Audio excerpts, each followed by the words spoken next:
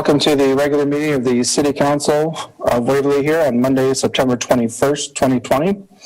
The Governor of Iowa has declared a public emergency because of the COVID-19 outbreak. The mayor has determined that an in-person meeting of the City Council is impossible or impractical without violating the Governor's mandates. When an in-person meeting is impossible or impractical, Iowa Code Section 21.8 permits a governmental body to conduct a meeting by electronic means. The meeting will be conducted by video conference using Zoom from the council chambers. The mayor and necessary city staff will be in the council chambers. The 7 council members will not be in the chambers, but will participate via Zoom conferencing. Comments for items that are on the agenda may be made by submitting them prior to the meeting to the city clerk, mayor, or any of the council members, or by calling 319-596-0179 during the meeting. The audio and video conference of the meeting will be broadcast on the normal public access channels. We will strive to maintain the quality of the video and audio during that broadcast. Public access is available through this broadcast. Meeting minutes will still be kept and will include a statement explaining why an in-person meeting was impossible or impractical. I will officially call the meeting to order at this time and seek the roll call. Carla. Beaufore. Here. Birgen. Here I am. Drenkow. Here. Glaser. Here. Kangas. Hello. Rathe. Here. Schneider. Here. Thank you, Carla. All present and accounted for. I also want to welcome back Ms. Connie Miller, our guest council member for week 2 of the month. Here. Thanks for having me back. Absolutely. And next week we'll round out the trifecta for you there. Feel free to join in as necessary. Item C is approval of the agenda. Seek a motion to approve the agenda as presented, please. I'll make a motion to approve the agenda as presented. Second. Motion by Schneider, second by Beaufore. Any discussion, questions? Hearing none, all in favor say aye. Aye. Aye. Those opposed say nay. Motion carries. Item D is the consent calendar. The following items will be acted upon by voice vote on a single motion without separate discussion unless someone from the council or public requests that a specific item be considered separately. Item 1 is pay request from Snyder and Associates for the 4th Street Southwest and 10th Street Southwest Reconstruction 2020 for the amount of $59,881.59. Item 2 is a pay request from McClure Engineering Co for the 20th Street Northwest Improvements 2020 for the amount of $16,077.21. Item 3 is a Class C liquor license for the East Bremer Diner. And 4 is the cash disbursements for August 2020. Seek a motion to approve, please. I'll move approval of the consent calendar as read by the mayor. Second. Motion by Drenkow, second by Birgen. Council discussion, if any. Hearing none, all in favor say aye. Aye. Aye. Those opposed, the same sign. Motion carries. Item E is regular business. Item number 1 is Resolution 20-146, a resolution approving the Plat of Survey located at 2415 Grand Avenue. Seek a motion on this item.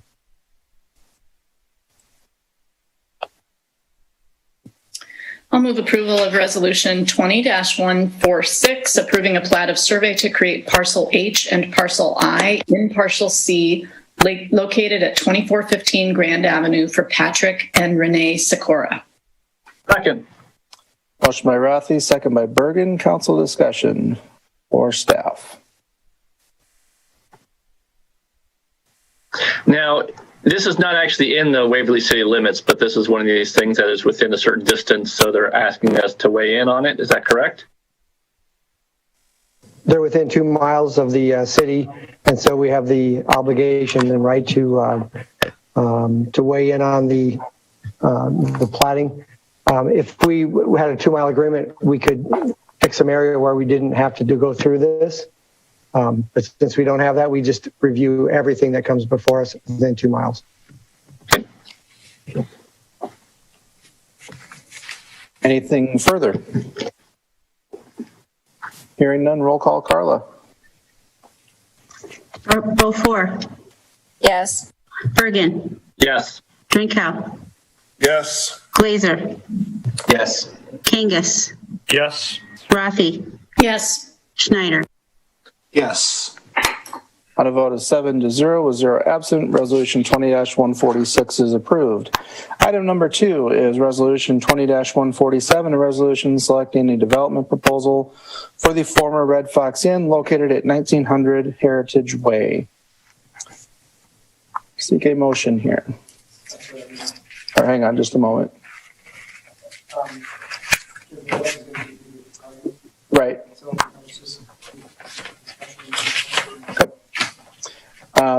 Per direction of our council, our economic development and city attorney, we're going to entertain discussion at this time. James, do you have anything to lead off with here? I guess I would just say that we have been working on this ever since we took possession of the building, and we've had a number of proposals, upwards of 5 individuals that were interested, 4 actual proposals. When the final versions came through, we ended up with 2 very good proposals. And I think it's a difficult decision. How do you go between the 2? I know economic development struggled with that, and that's why there really wasn't a recommendation to the council in a sense. If you look at the packets, they're very thorough on both ends, and we're just hoping to get a good use of the hotel. Otherwise, the future of it will be demolition leveling, which is not free by any means, and we would much rather see it preserved and become something that can value the community instead. So that's kind of where we bring you tonight, is to hopefully have some good discussion with the 2 parties that have those proposals. I hope you have good questions to help decide kind of how you're going to value this and which way you're going to lean, and just kind of go forward at that point. So I guess in a nutshell, Mayor, that's what I would provide. And I think we should just jump in and get through the 2 proposals and kind of have discussion afterwards. Sounds wonderful. Mr. Mayor, I just wanted to say that since I'm on the Bartles Board of Directors, I won't be participating in the discussion, and I'll be abstaining from the vote. I appreciate that disclosure, Ms. Rathe. Your Honor, I think the way we had proposed doing it is to have the first developer give a presentation to the council, and then have a question and answer session, and then go to the second developer.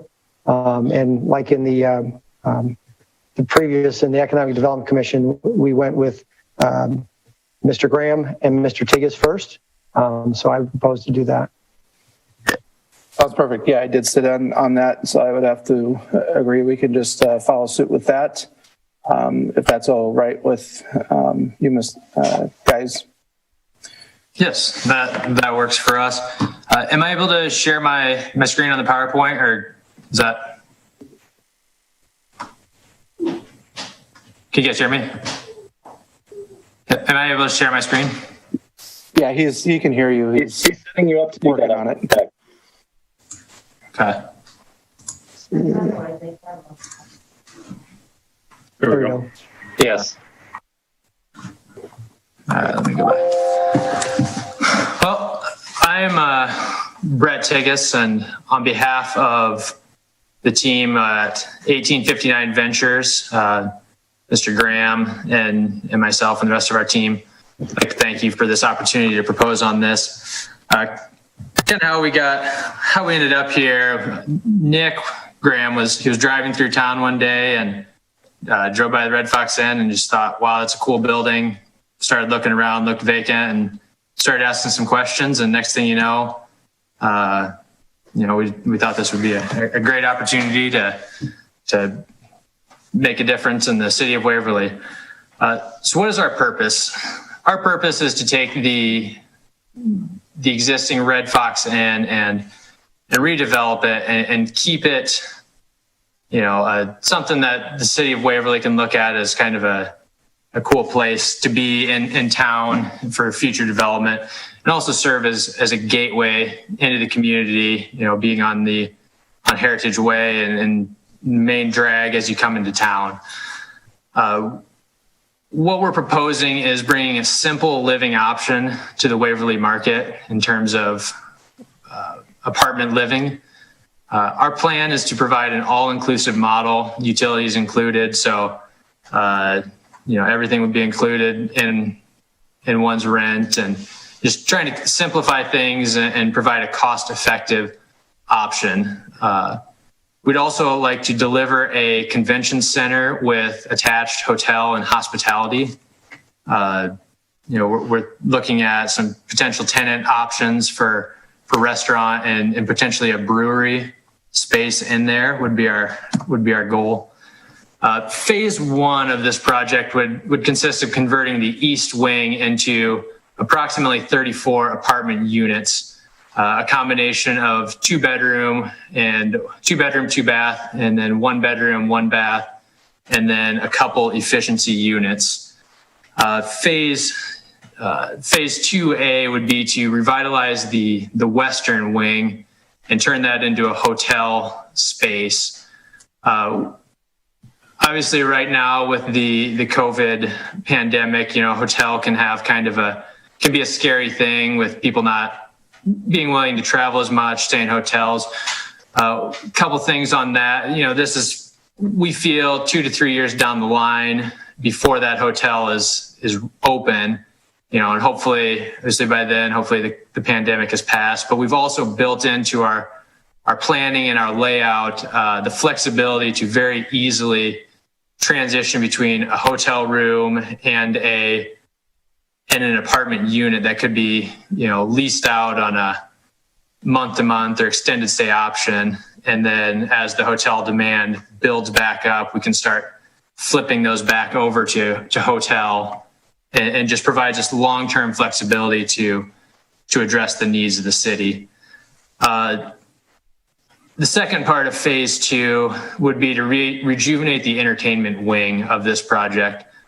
There's a lot of great event center space in this building. I personally know several people who have been to weddings there in the past 20, 30 years. My dad, who's actually one of the partners on this project, was at a wedding back in the late 80s, early 90s. So it's just kind of a cool circle around thing there.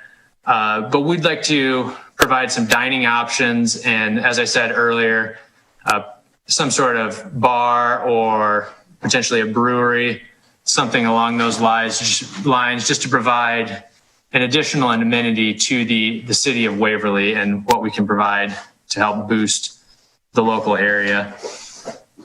And then phase 3 would be upgrading the exterior, and there'd be, with all the phase 1, 2, and 3, there'd be some minor updates to the exterior and cleaning things up as well. But phase 3 would be kind of our real main improvement time when we'd really go to work on that. As you can see here, we've got a projected timeline of when we anticipate this work will be done. Our goal is to be, in that May, June timeline of 2021. We're open for business on the apartment side, and our plan is to pre-lease as many of these as possible to be as full as possible from day one.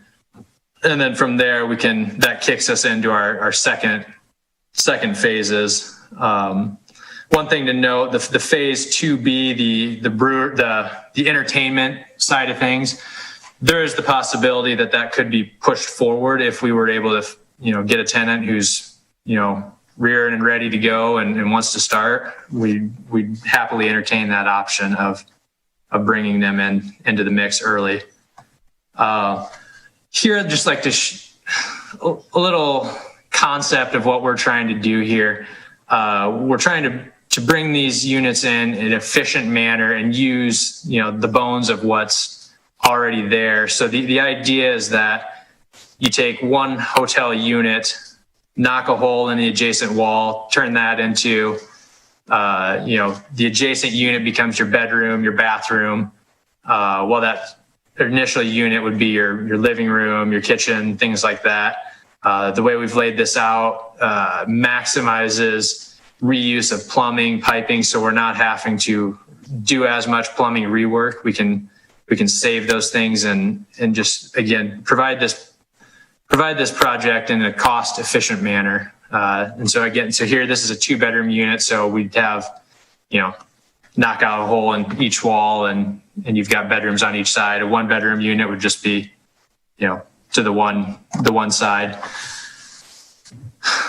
Next up, I'd just like to kind of share some of the exterior improvements we see in this space. We'd like to provide a dog park, resident gardens, and then to the north of our space, we feel those are great amenities that would provide value to tenants living here and just really make their experience with 1859 Ventures a great place to live. We plan to add a fire pit and barbecue area, and then down to the south, you can see we're exploring the potential of a convenience store.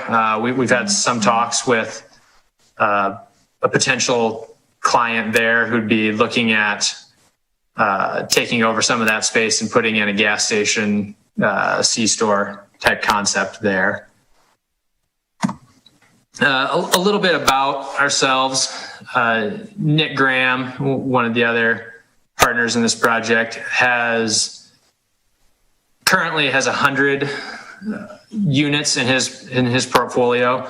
You can see a couple examples of what kind of the finished product looks like for him and for us. I mean, we're going to be in a very similar, look to go with some nice appliances, features, but again, we're trying to deliver this in a cost-effective manner. As you can see, Nick is the owner of the Ackley hardware store, which gives us direct lines of access to direct buys for appliances, flooring, paint, windows, things like that. So we can get all that at a lower cost just directly through his store, helping us, again, provide this in a manner that keeps our costs down, which in return allows us to keep rental rates down.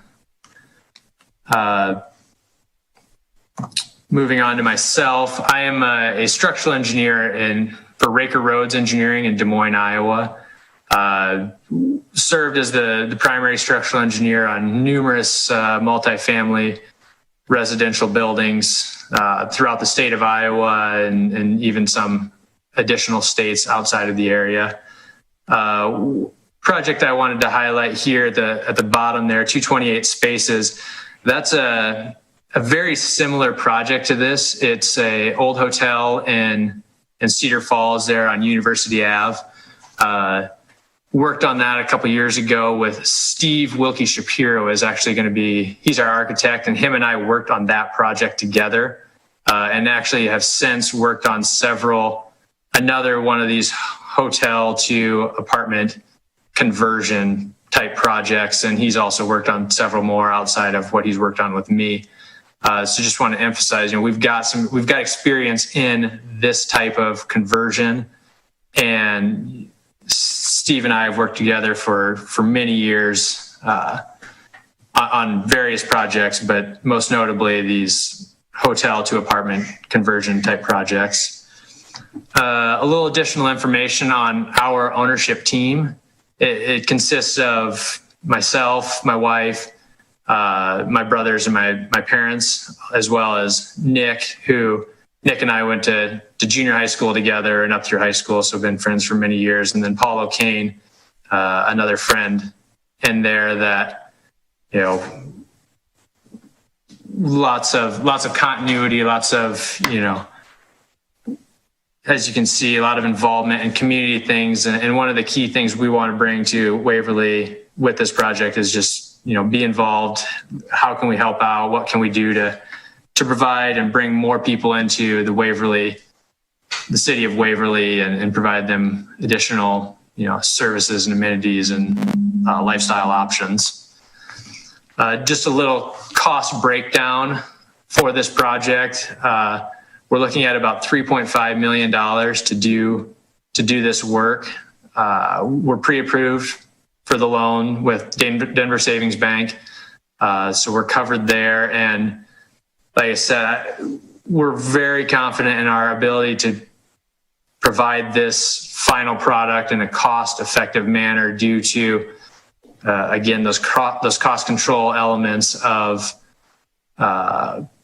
direct access for appliances, flooring, things like that, and being able to utilize my expertise in structural engineering and Nick's expertise and remodeling his other projects in his portfolio. We've got a good feel for what we can get done and what kind of manner we can get that done. With that, I thank you for your time, and would be happy to answer any questions that you guys may have.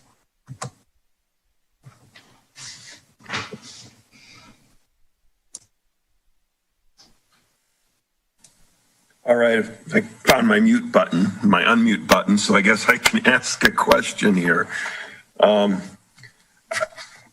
You'll have to forgive me for having issues getting the numbers to come out right, but the project you're looking at is about 3.5 million, and you've got commercial financing of about 1.3 million and owner's capital of about another 350,000. So when I'm adding that up, that comes to be about $1.7 million. Where is the remaining 1.7 million? Are you planning to cash flow that from the rental of the rental units? Yeah. So the initial pre-approval there, the 1.3 million is based on phase one, and that gets us the 1.3 million plus our down payment gets us to get phase one completed, and then get those units occupied. And once we hit a stabilized occupancy rate, from there we can take those cash flows and we can continue with the second loan to work through the phases 2 and 3. And 3 is far enough down the road where again that's probably even a third loan instead of on that second loan. But the idea is that in talking with the bank, we'd start with that first loan. Once that's through, we would be able to take that and take the money we've got from there and build into a second loan to get to phase 2 of the project. You don't actually have a commitment for a second loan yet at this point. We do not. Mind if I jump in? Yes. Yeah, we do once we've hit those occupancy thresholds on reaching that 90+% occupancy. At that point, it's our opinion and our bank's commitment that the property would be financially stable enough to take on phase 2 of the project. So once we've met that first threshold, we can move on to 2. We just don't want to have $3 to $4 million lying out there with 10 residents in the building. Right. And Brett did forget to mention on the first on his presentation, as part of our proposal in phase 1 is rehabilitating the swimming pool and operating that as a pristine facility. Okay, thank you. Brett, I have a question. So it seems like a lot of the savings that we're seeing is coming from your kind of internal connections, where kind of you're serving as the engineer. You've got Nick, who's got these connections in terms of supplying, and that's helping with keeping the cost down. So you're serving as the engineer. Are you licensed and bonded as an engineer? Yes, I'm licensed as an engineer. We will be, the firm I work with would be ultimately stamping, providing that as needed. But which firm is that? Raker Roads Engineering in Des Moines, Iowa. One of the other things that we feel has helped keep this, again, we talked about the savings we have of kind of the internal work there, but also we really plan to utilize what's there currently. I talked about we don't anticipate a lot of rerouting and reworking of plumbing and pipings because it's all there, and where the kitchen's gonna be, we've got a bathroom. We're ripping out a bathroom. We're reusing that plumbing. Yes, there's additional plumbing. There's additional work, but just trying to find. We've set this up in a manner to maximize, what we can and can't reuse, so that, in a sustainable manner, can we keep stuff in use and going from there. to help control costs.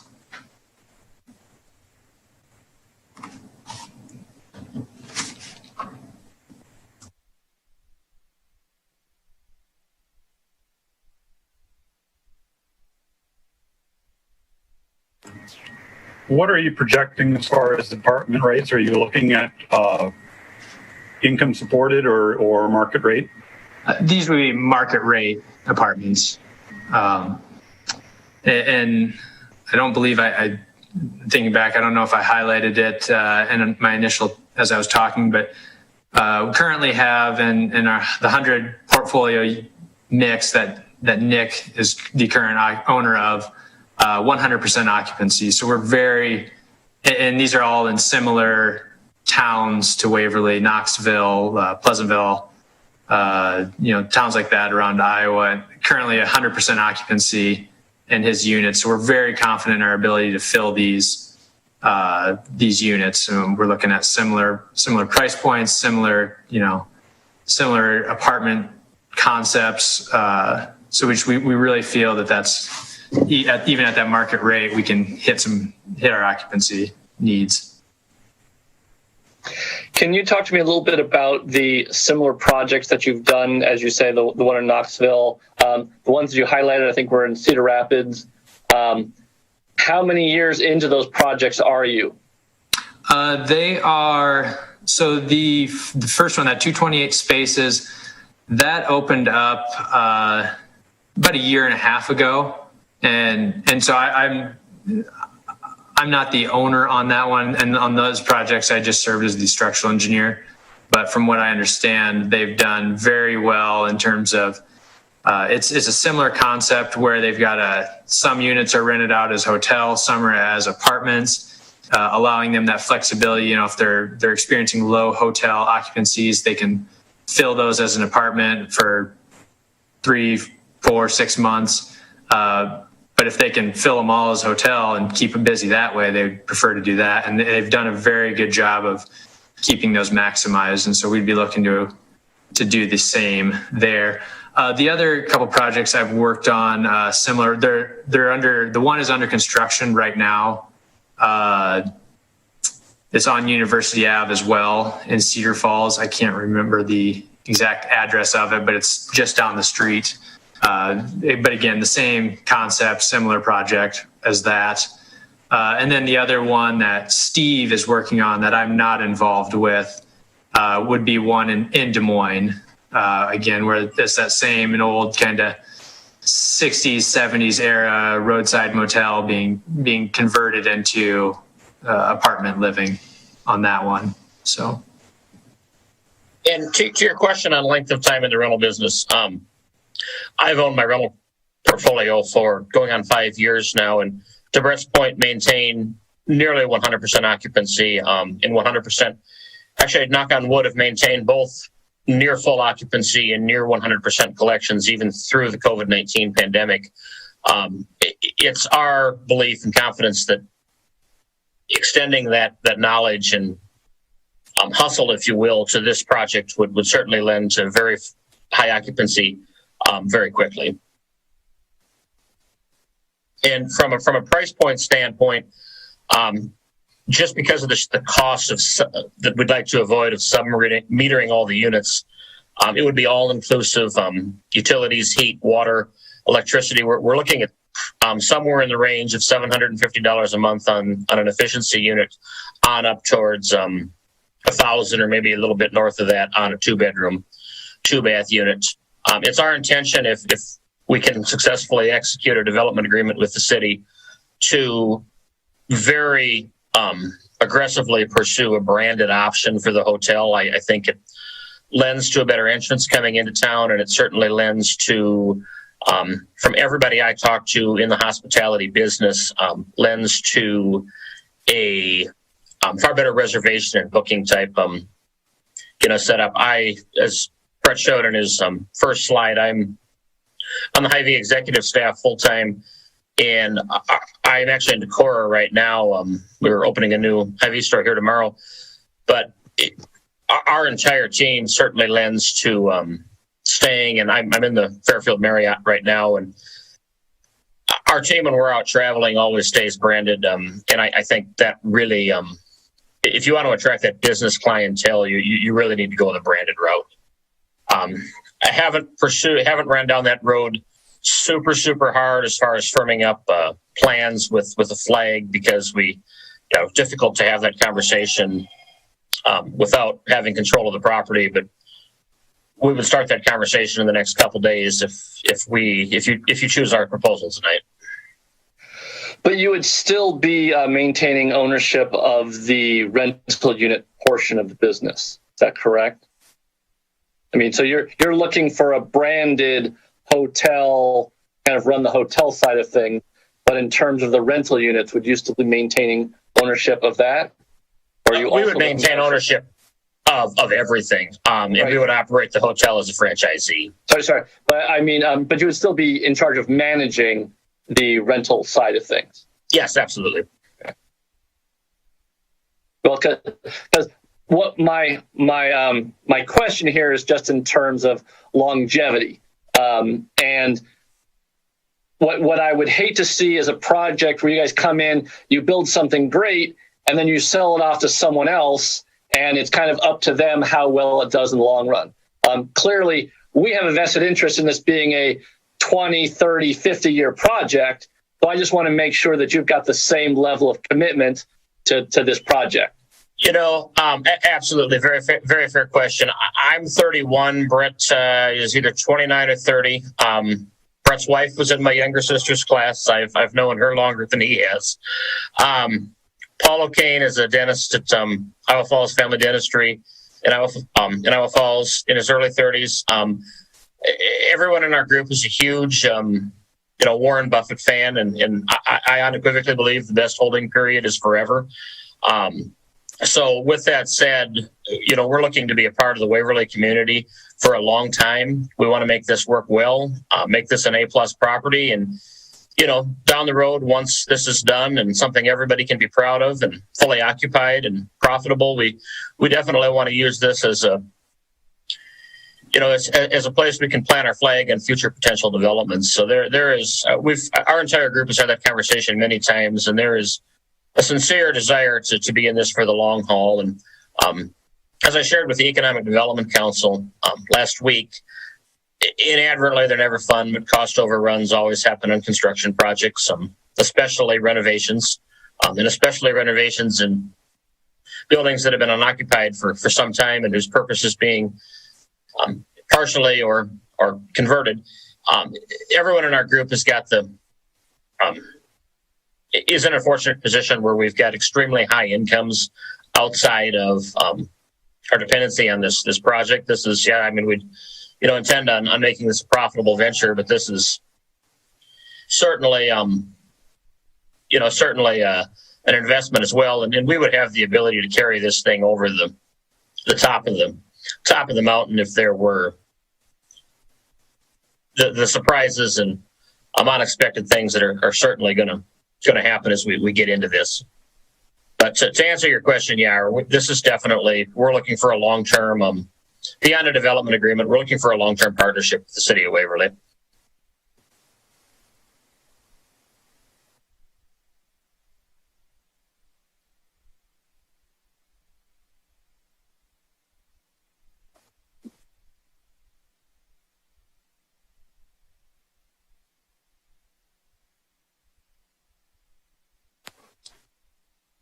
Anyone else?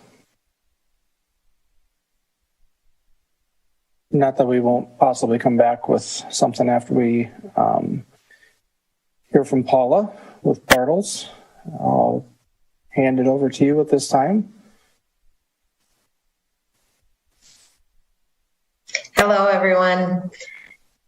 Do you have the ability to have me share my screen? You should be able to, down at the bottom, click the share screen button in the bottom of the Zoom meeting window. And then it should open up a bar that allows you to select which window you want to share.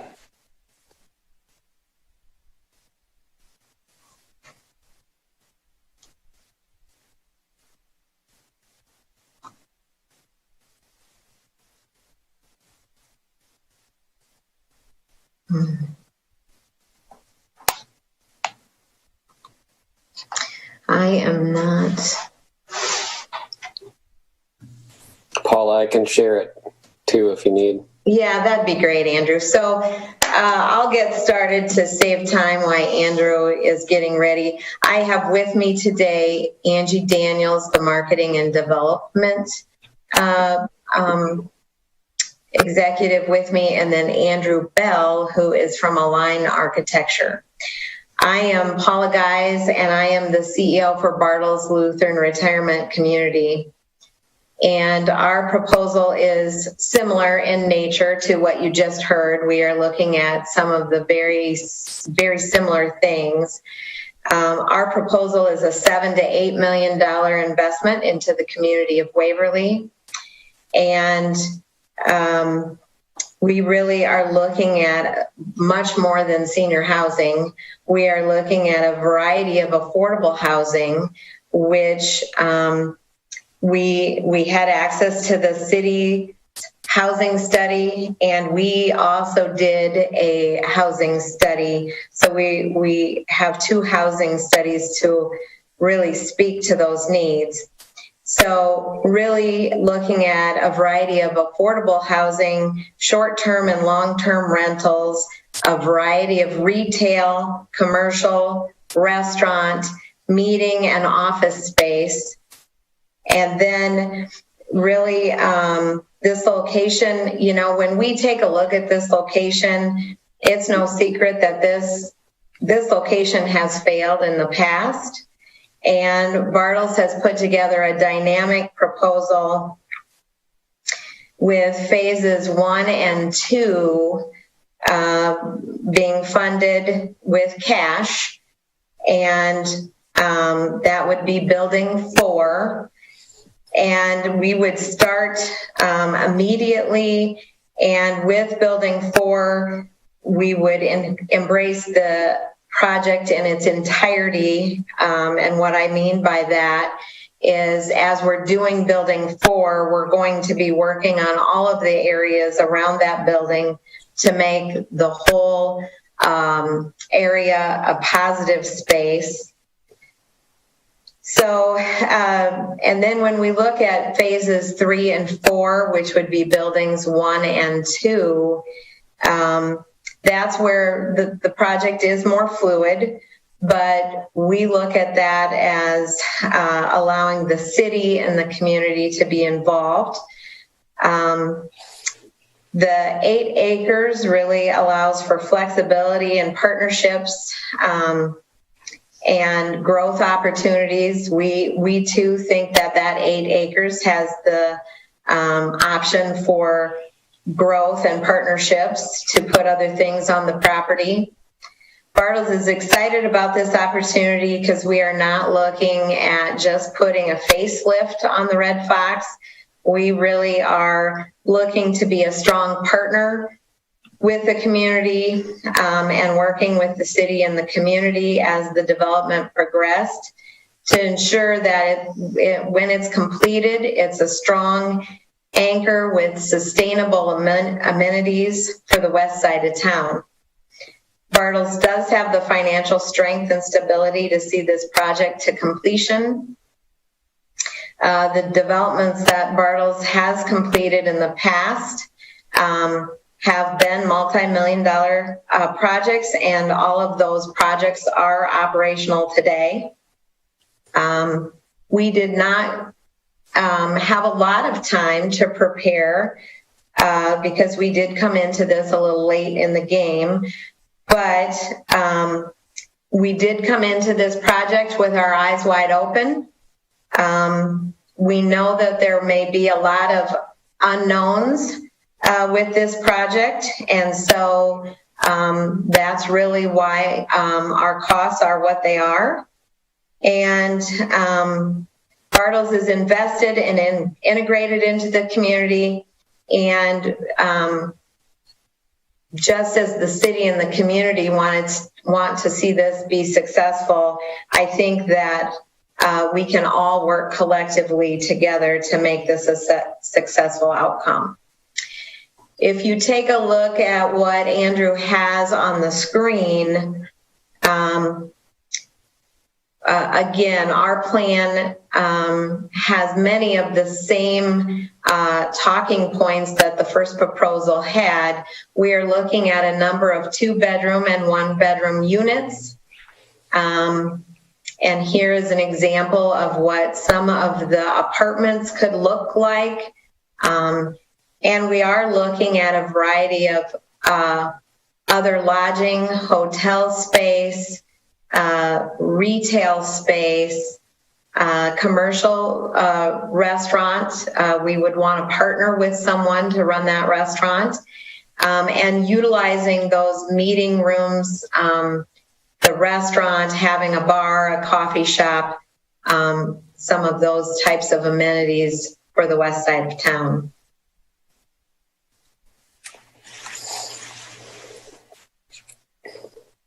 You know, again, I guess I want to stress that Bartles is here for the long term. We've been in the community since 1954, and we have done a number of development projects, and those have all been completed and are successfully running at this time. We would like to diversify our portfolio and really feel like we can embrace this project in its entirety.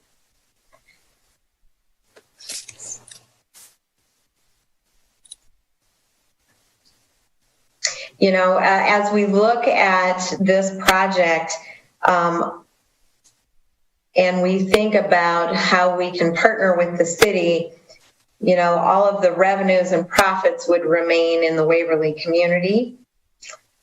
And again, we would work very closely with the city and the community to make sure that as we were going on to phases 3 and 4, which would be buildings 1 and 2, and as we looked at the 8 acres of land, we would be working with the city and the community as partners to determine really all the sustainable amenities that we'd want to see on that side of town.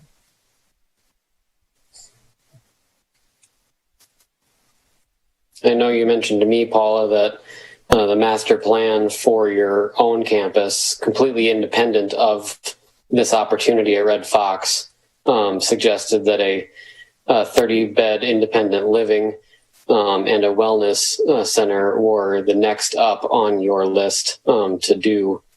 And so this affords a great opportunity to fulfill the previous master planning that the capital fundraising has already been completed for.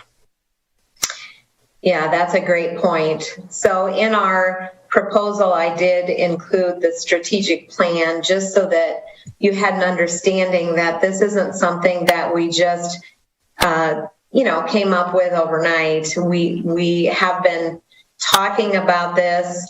The Finance Committee and the Board of Directors has been talking about the strategic plan for quite some time, and additional independent living and a wellness area has been on the plan for several years.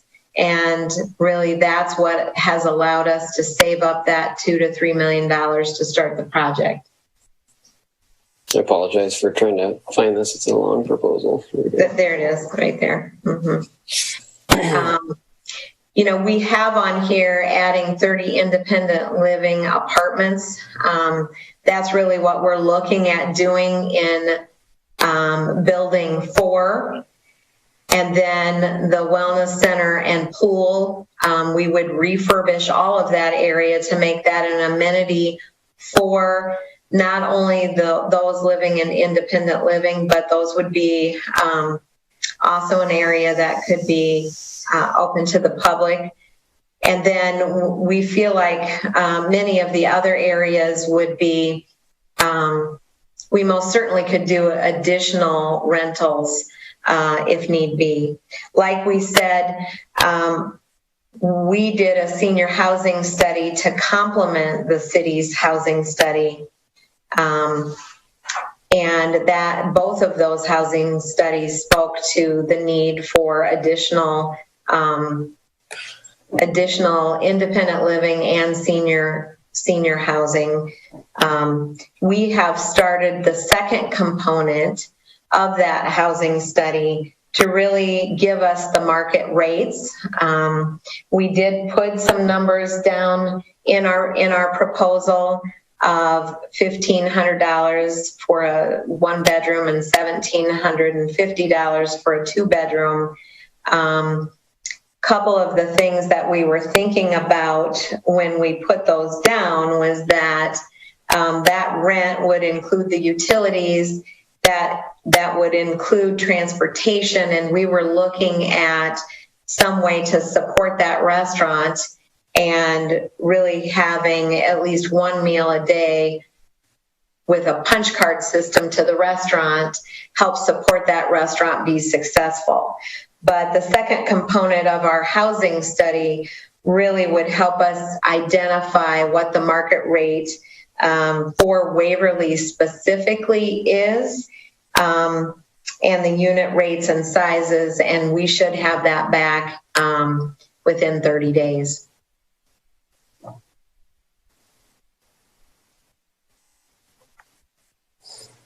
Sorry for shifting the documents around. I wasn't. I was ready to play support, not share these directly. Andrew, if you could put back up the main drawings of what you provided. Okay.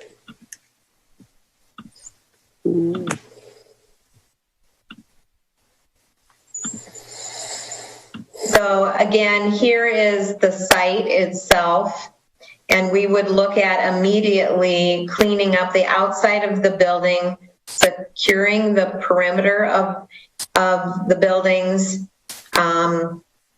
You know, it's no secret that there's been a little vandalism, and so we'd want to make sure that we had security cameras and that we have the perimeter secured.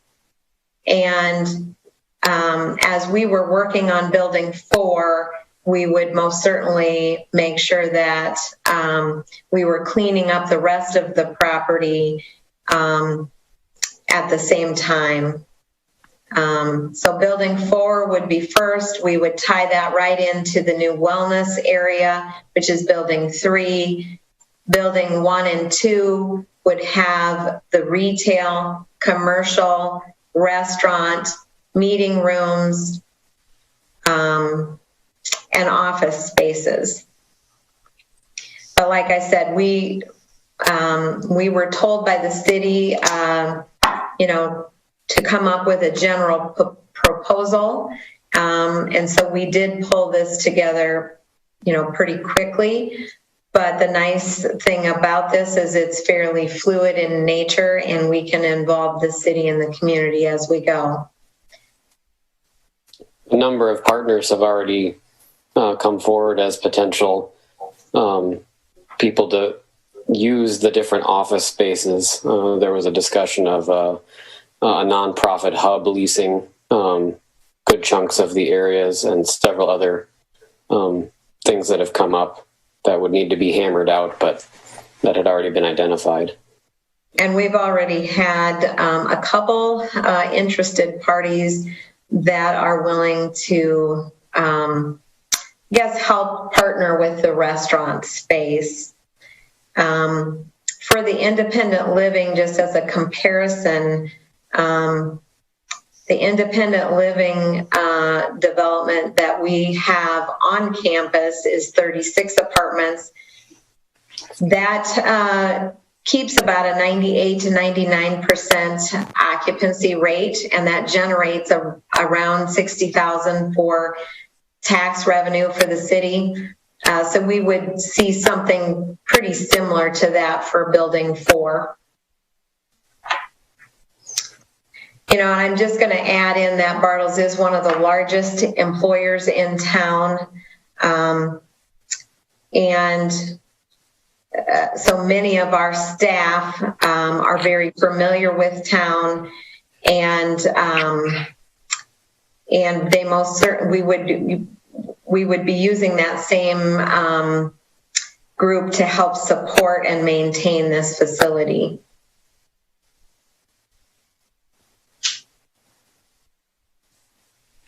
Do we have questions? I do have a comment.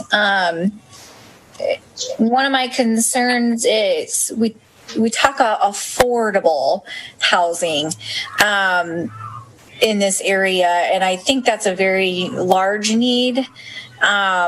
We just had a study session that talked about this affordable housing, and I really think that $1,500 to $1,700 is not affordable.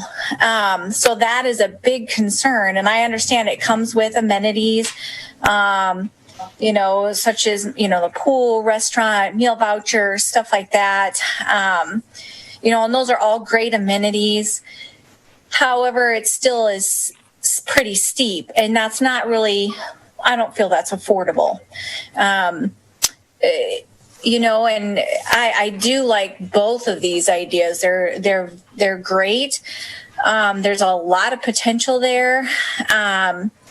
You know, I like stability as well. But then I also like the creative and the new ideas that Mr. Tiggs and Mr. Graham bring forth, because we do need innovative ideas, you know, new things going on in Waverly, and you know, those apartments, I think I saw some quotes in here, seem a little bit more affordable, you know, and I really think that if there's going to be additional apartments in Waverly built, they need to be affordable. Some of the, you know, $1,100, $1,200, $1,300 for an apartment. Some people don't want to come to Waverly because it's that steep, but yet if we are going to provide work here in Waverly, people probably would like to live here in Waverly, but can't afford it. So that, to me, when you say hey, Bartles is pretty stable, this is a great opportunity. You know, I don't want the movie theater or what happened already to the Red Fox happen. But when I hear $1,500 to $1,700, that's not affordable at all. It's pretty steep, even with the amenities. But there is a lot of stability there. And I also see in the notes here, multi-generation community. So can you elaborate a little bit more on that? Because, you know, it would be nice to have different, you know, generations in there. There is a need for, you know, the independent living and stuff, but also multi-generational as well. So, yeah, so some of the latest trends, those are good points, Heather, and I understand your concern. Some of the latest trends are for these multi-generational communities and the mixing of ages. That's the latest trends. And so that's what we're pretty excited about, because this property would lend nicely to that mixed use environment. Like I said, we just put down the $1,500 to $1,700 price range because of all of the other things that go along with that, and that's what we're doing presently on campus, because we offer transportation and meals and all of that. However, that's why I spoke to, and that's why we already started that second portion of the housing study, so we really could get a better idea of market rates specifically for Waverly. That would tell us price points, and that would also tell us what people are looking for as far as size and other amenities. And we had started that prior to this coming about. One of the other partners, as far as multi-generational, that we've talked about, nothing is set in stone, and I don't want to say that that is the case, but we did talk about options for especially this north wing, that because it's on the ground floor with the current doors to the exterior, that it would lend itself well to a conversion for daycare or after school care. And that's one of the partners that had been discussed with a nonprofit cluster of different services. So again, conversations have just been opened with us. We had this proposal put together in about 3 to 4 days. And so we're just beginning to figure out the commitments. And like the other group said, longer term commitments with groups can come with actual ownership of the property. Yeah, one of the things that we were pretty interested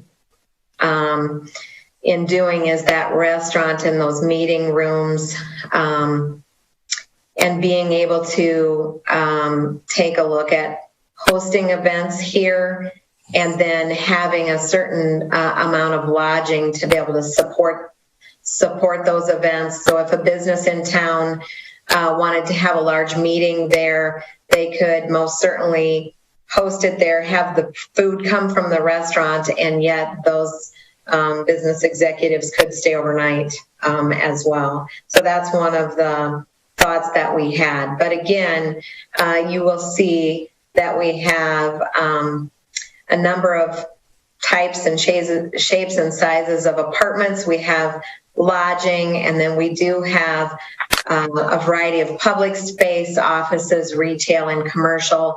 You know, we thought it'd be nice to have a beauty shop and a coffee shop and the restaurant and a bar area as well. And then we're really excited just about the 8 acres, because there's many different partnerships that could happen and be developed on that 8 acres. You know, we really want this to be an anchor for the west side of town. And we obviously want this to look very nice and appealing to draw in more people to Waverly. One of the things that you said during our meetings, Paula, was the idea of having a different campus for Bartles. And you talked a little bit about the multi-generational, but this independent living separate from the main campus that's more accessible for the public, that these amenities truly are shared with the public. That's how the multi-generational comes in. If there's not a daycare, it's at least a generation or two earlier people that are able to utilize these spaces for other means. It's not exclusive to the tenants of that space or the residents of Bartles. But people from Bartles might take some of their meals at the restaurant instead of within the current campus facilities. So it encourages movement. And, you know, we have had a lot of volatility with COVID. And, you know, but that doesn't mean a business can stay stagnant. We need to continue to push forward and diversify, and we feel like this is a great place to be able to do that.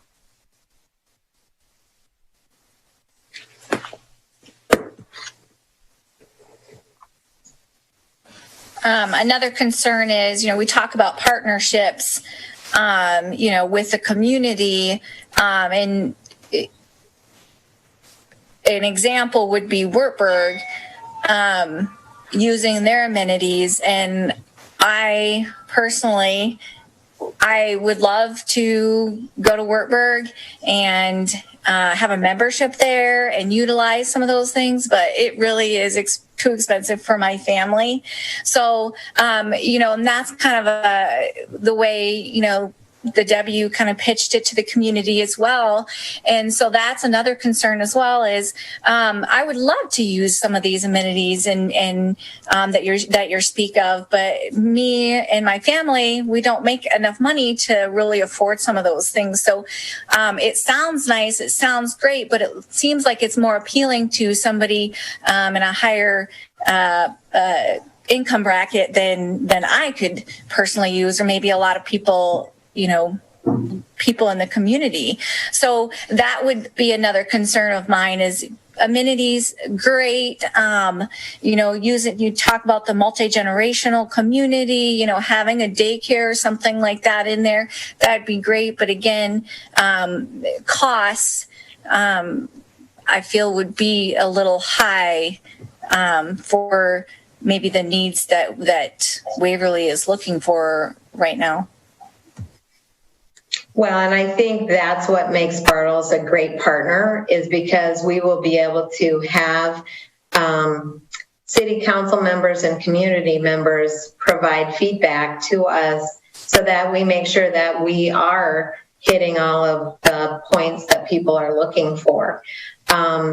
We've had many people in the community serve on our board, and we most certainly could have some sort of a advisory committee to provide us feedback, because we are integrated in the community, and we want to continue that strong partnership with the community. And we're not going anywhere, so we want it to be successful.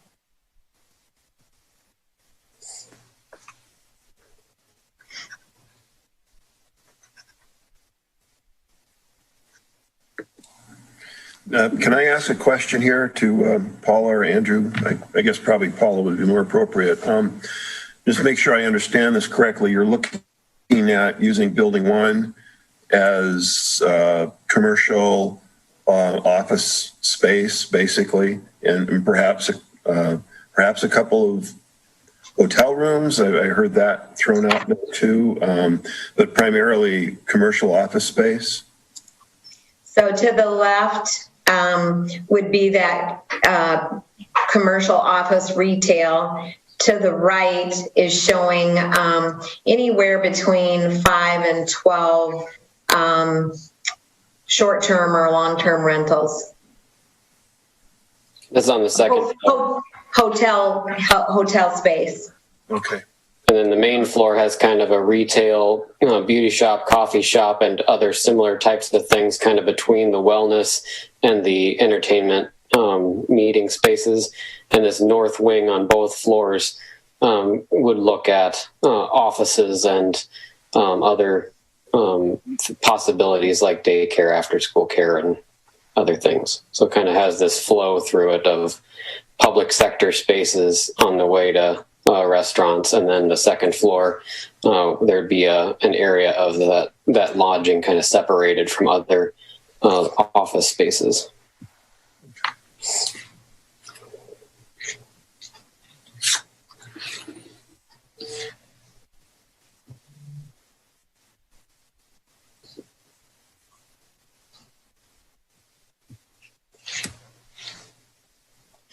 Any other questions?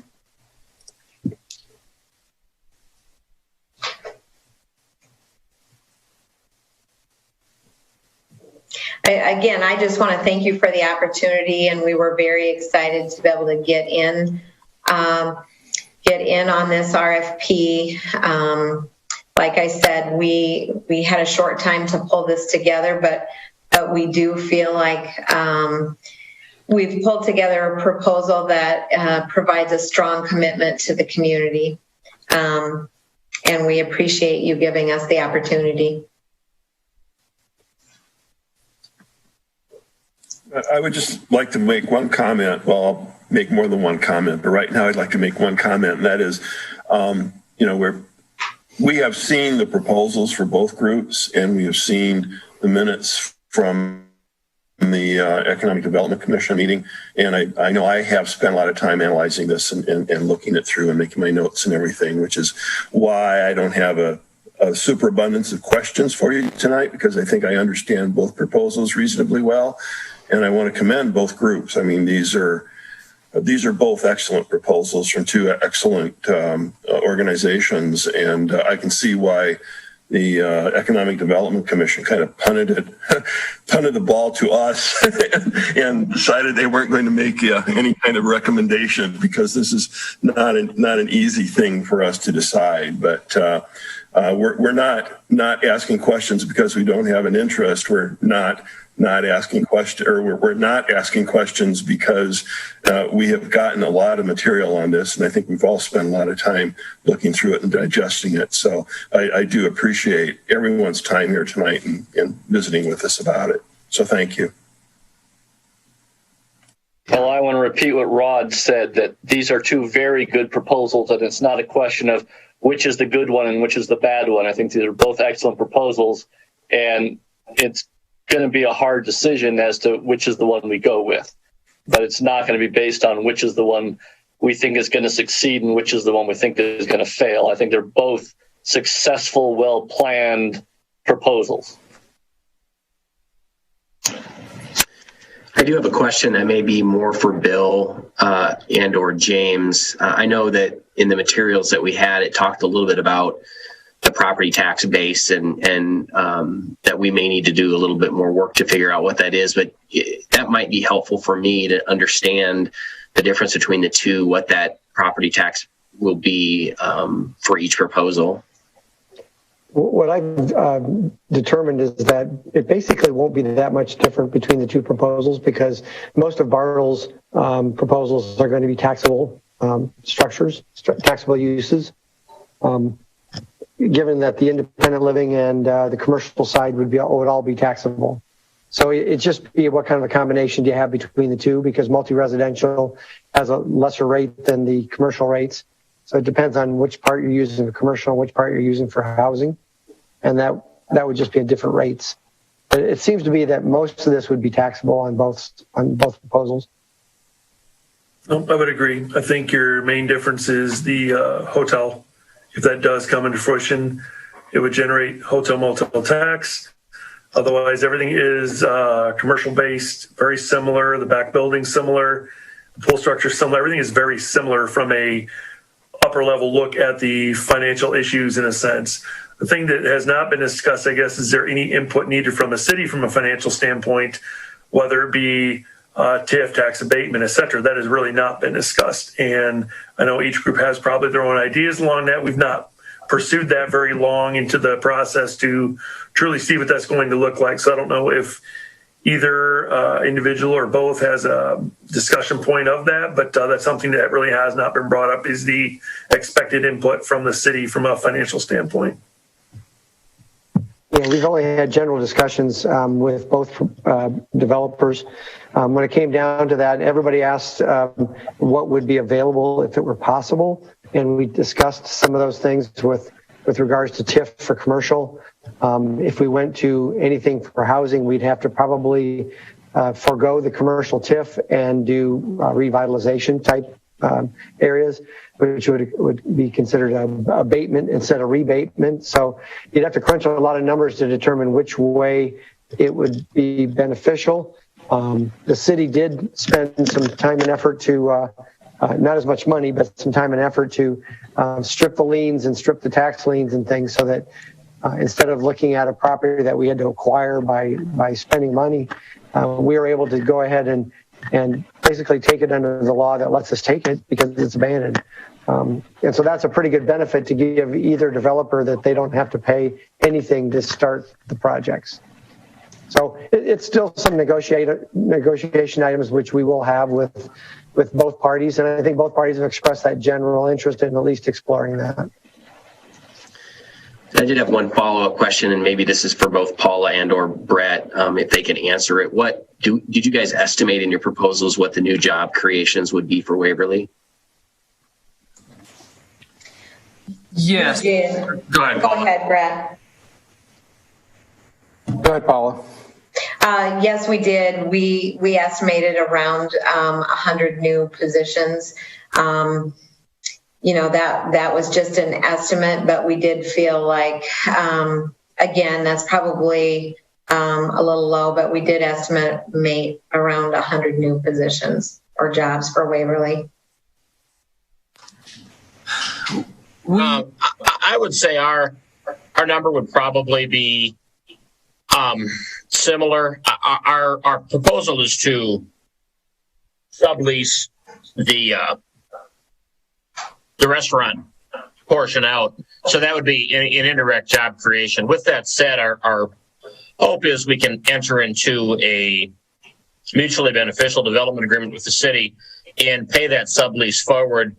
In all conversations and performance we've put together, we've used an all-inclusive of utilities and CAM maintenance costs on the lease of $1,000 to $1,500 a month, which is certainly net zero from a property income standpoint. I don't even know if we could cover our cost of housing that tenant.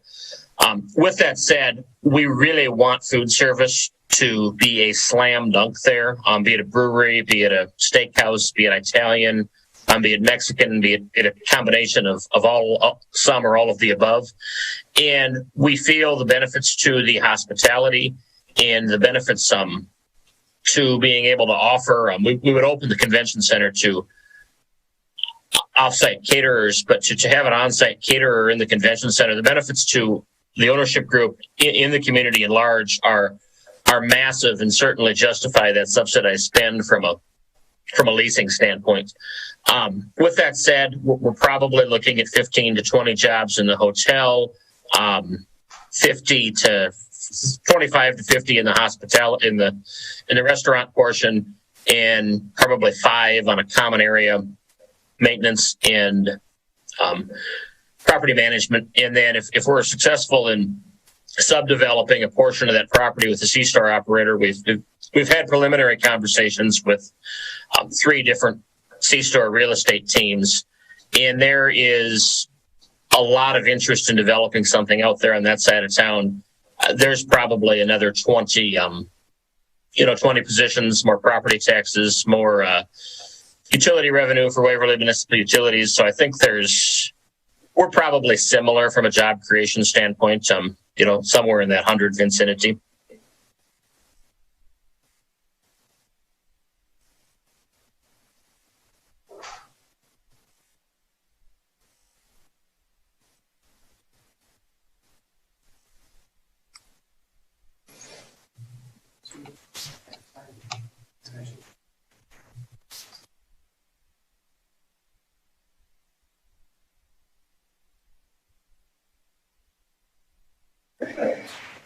Anything further?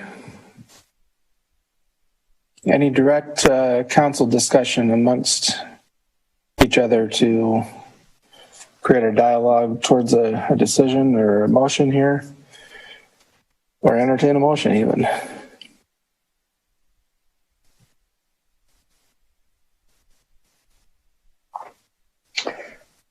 Well, I will say, as Rod mentioned before, and I said again, both of these are very good proposals. I don't feel like there's an obvious decision here. I could see every single member of the council going in either direction and being completely justified in those choices. I will admit that I am leaning towards the 1859 group. I like Bartles. I actually was planning on supporting the Bartles before I heard from the 1859 group. I think Bartles has done some great things in this community, and I think they are, in many ways, the safe choice. We know what we're getting with Bartles, but honestly, the 1859 group, I think they've got some great ideas, some relevant experience. I think that they're going to do some nice things on this west entrance to town. I also like the idea of having additional developers in town. I think that we have a shortage of people who are going to be building in this town, and I think it would be nice to have another group committed to making things happen in this town. I like their business model. I was a little concerned about kind of the viability if they were really serious with the numbers, but it's clear that they've got the experience and they've got the connections, that I think their proposal is very serious. I think we kind of have a choice between, are we looking for kind of young professionals or retired? Both of those are demographics we're going to need and we want. But I think that in terms of the long-term growth of Waverly, I think there's more of an upside to younger professionals and the type of housing, the type of demographic that they're looking for. I think one thing we don't have a lot of is, young places for young people. I mean, kind of exciting places. The notion of a brew pub, the notion of kind of things that are going to draw young people to settling in town is something I'd like to see more of, and I think that's a proposal that they have, and I think that's exciting.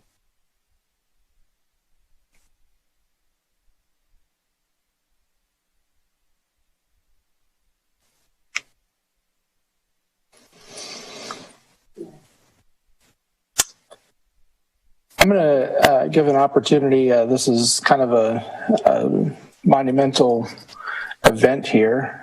Usually don't call on our guest council person if they have anything that they would like to offer or ask a question. As Brian was talking, I was just thinking that, for some of the people that work in the call center at CUNA Mutual Group, or people graduating from Wartburg and starting in the IT area, I would like the idea of having somewhere affordable for those people and, the ability to walk across the street to go to work. So that's the only thing that I would add to what he just had to say. Thank you. I'm just going to go around the room here. Pull up the... Brad, did you have any other further comments or stay with your first comments? Well, I'll stay with my first comment. I mean, these are two excellent proposals from two excellent groups, and it's tough to, have the scales weigh one or the other. The scales are pretty well balanced, but I've got to agree with Brian, frankly. I think that having a development here that will attract people coming into town, having a hotel, more hotel space, quality hotel space, and also this is a group that I think having another development group come into town to look at making things happen here in Waverly, I think is great. I fully support Bartles. I really think that they have an excellent program, but I've got to say the scales are weighted just a little bit more toward the 1859 group. Frankly, I like what they're proposing. I would like to see a development like that be successful out on that end of town. Thank you, sir. I'll move on to Mr. Schneider. I'd like to hear from both parties once, if we award this to the opposite, what does it look like for you? So whoever wants to go first in taking that question. I called on Paul the last time, so I'll go to Brett this time. I've got a tremendous amount. I think our entire group has a tremendous amount of respect for the Bartles home and for the Waverly community. We would certainly, our group would certainly,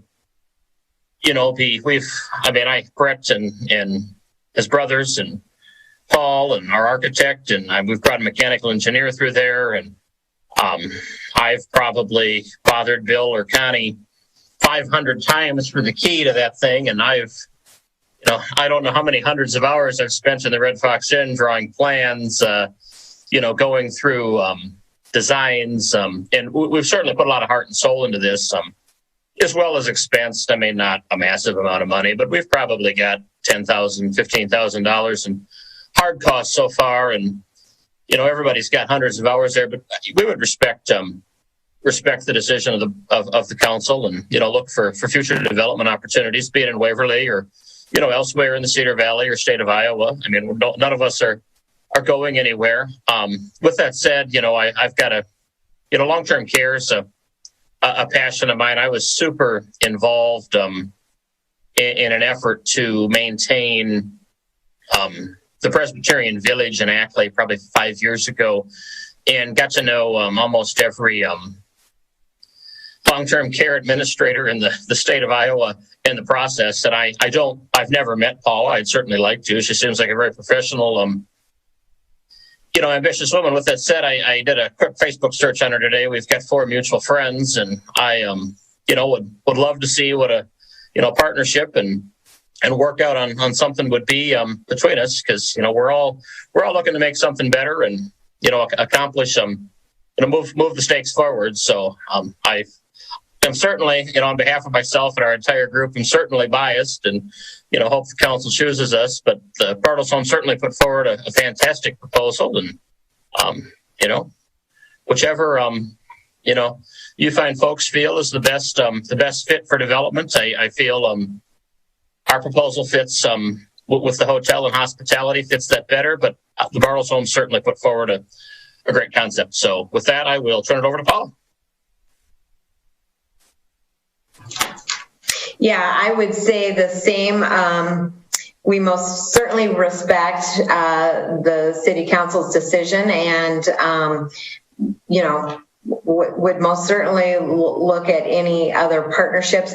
I think one thing that I want to stress is that, again, we weren't looking at just senior housing. This proposal was much more than that. We very much are interested in innovation and bringing additional things to town and making sure that Waverly continues to grow and develop. And we most certainly we took a look at the competition's proposal, thought they had a great proposal. Many of their ideas are our ideas, and most certainly would continue to look at partnerships. Or I'd love to meet you someday, Nick, just to learn more about what you've done in the past. And I'm sure we'd have a great conversation, and we could work collectively together.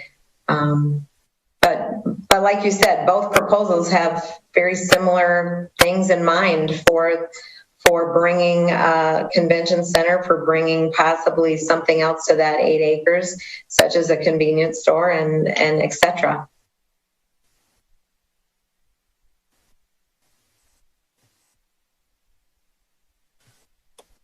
Anything else, Mr. Schneider? No, thanks to both Nick and Paula. Thank you. Thank you. Mr. Glaser. Yeah, the only thing I might add is I appreciate both of their proposals, and it's not an easy decision. But I think about the financial stability and investment that Bartles will make in this community, and the cash that they have behind it. And I think about what Chris Hansen has done with Western Home Communities in Cedar Falls, and I think about that model and how it's working there, and hopefully the Bartles model is very similar.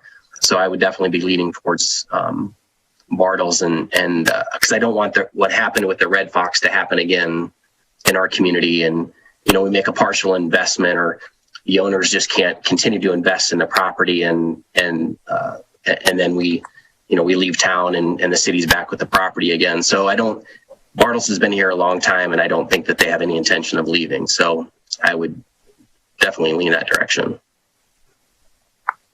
Thank you, sir. Heather, you're up next.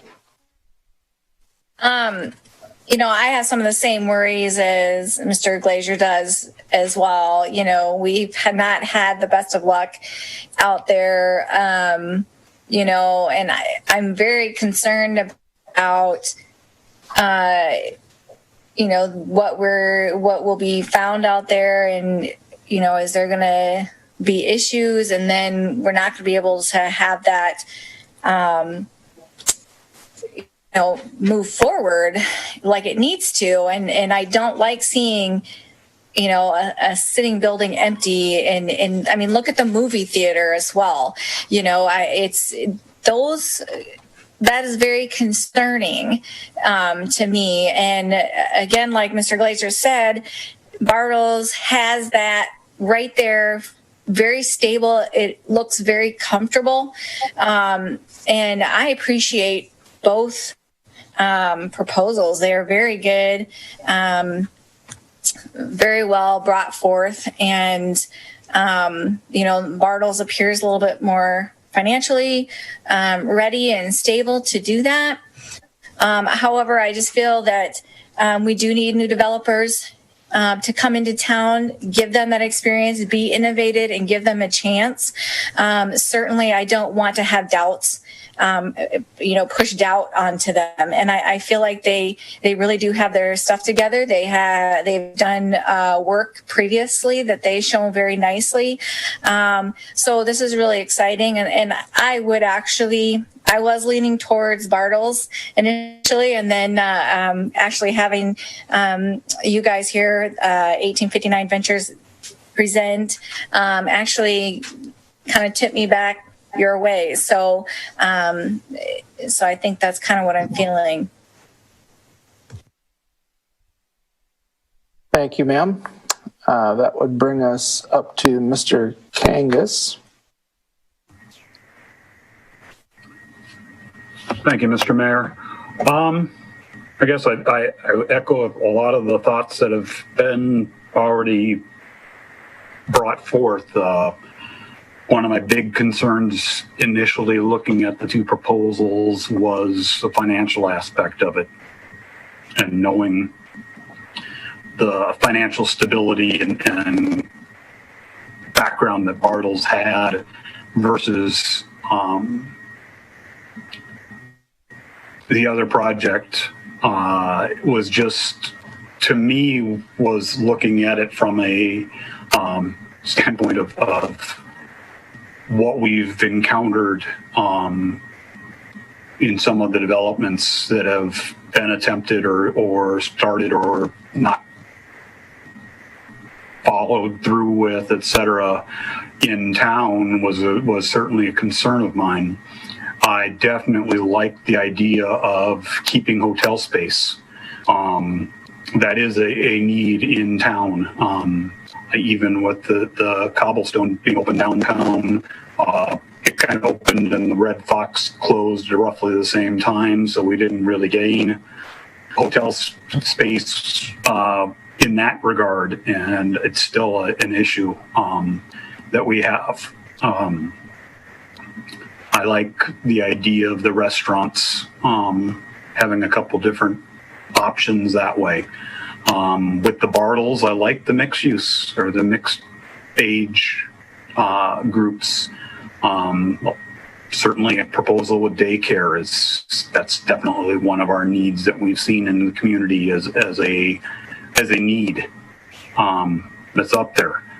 And I'm still kind of torn which way I do lean on this.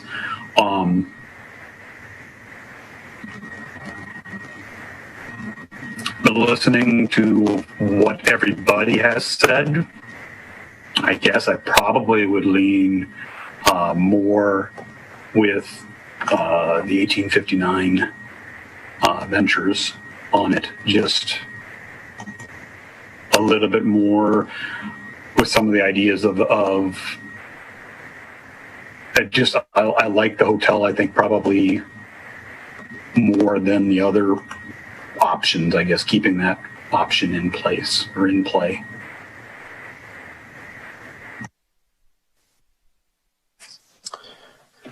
All right, we've effectively gone around the room. I'd like to move to approve Resolution 20-147, selecting 1859 Ventures LLC development proposal for the former Red Fox Inn located at 1900 Heritage Way. I'll second that. Motion by Beaufort, second by Birgen. Any further discussion?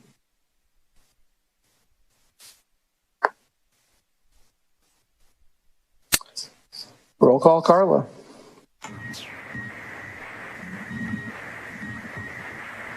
Birgen. Yes. Drenkow. Yes. Glaser. No.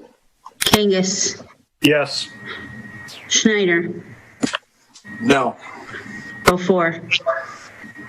Yes.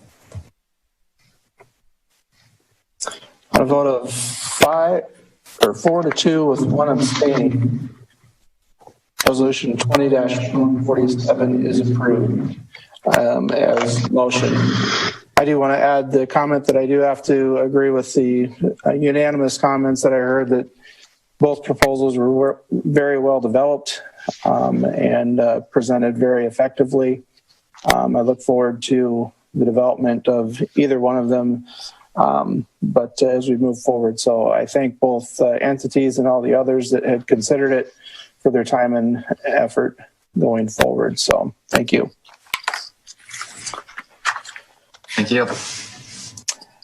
Moving forward with item number 3 is Resolution 20-128, a resolution approving the acquisition of a sewer main easement from Waverly Area Veterans Post for the sewer main extension to serve Whitetail Bluff subdivision, or authorizing the use of eminent domain to acquire the easement. Are we supposed to make the motion as printed, or is this "or" in the motion that makes me nervous? Right. So that's why I was just going to ask our city administrator or city attorney to maybe give some introduction to this, similar to the last item on the agenda. What we have here was an attempt to continue to negotiate all the way up until literally hours before this meeting. We still have no signed agreement.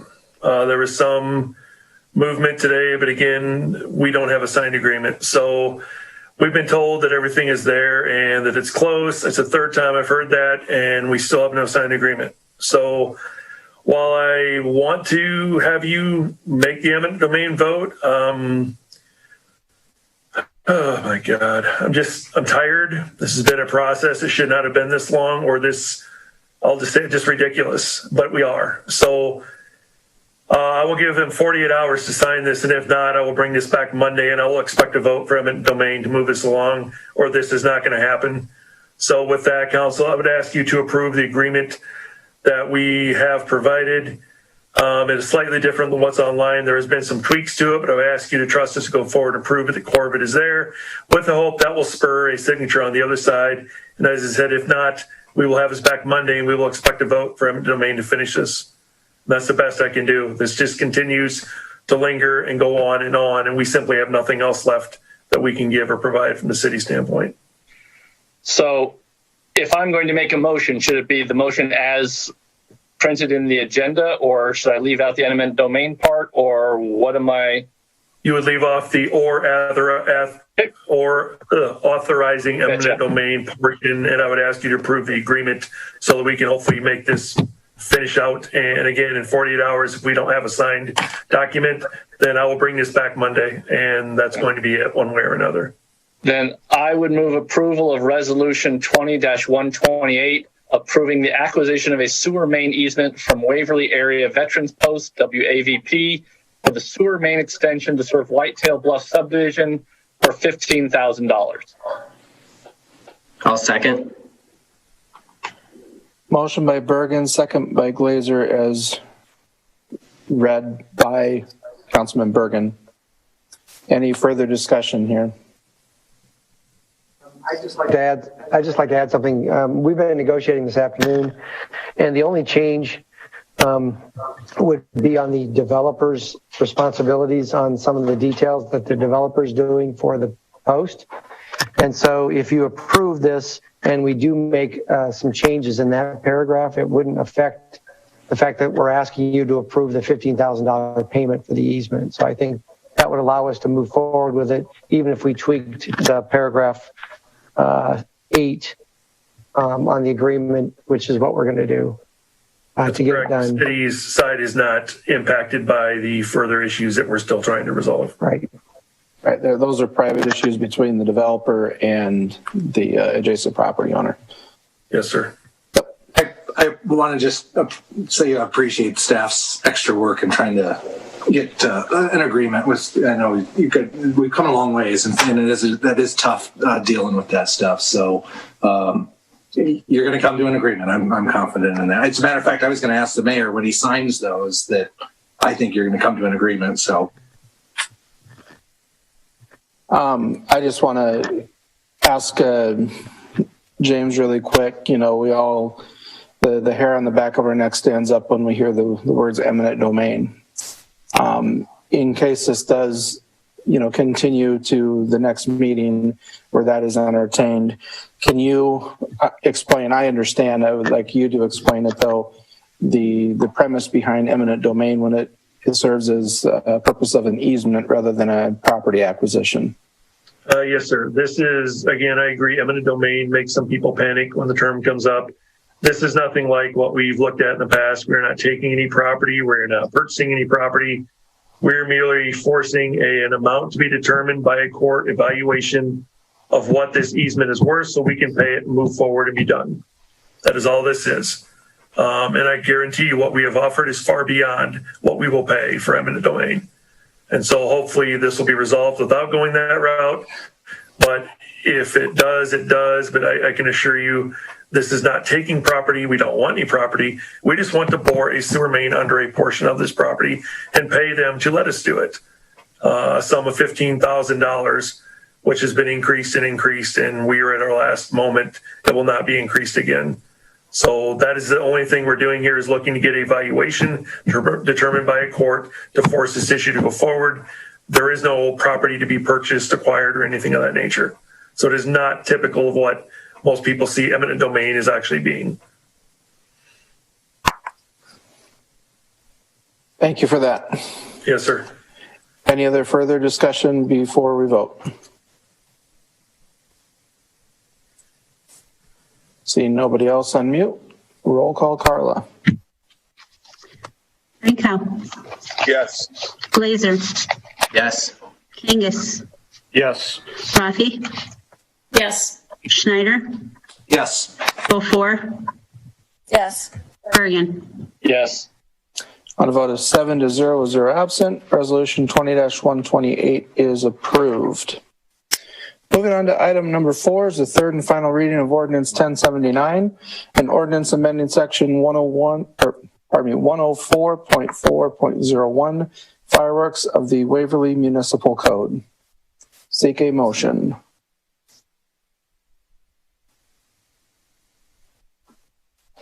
I will move the third and final reading of Ordinance 1079, an ordinance amending section 104.4.01 fireworks of the Waverly Municipal Code. Second. Motion by Birgen, second by Rathe. Any council discussion on this item?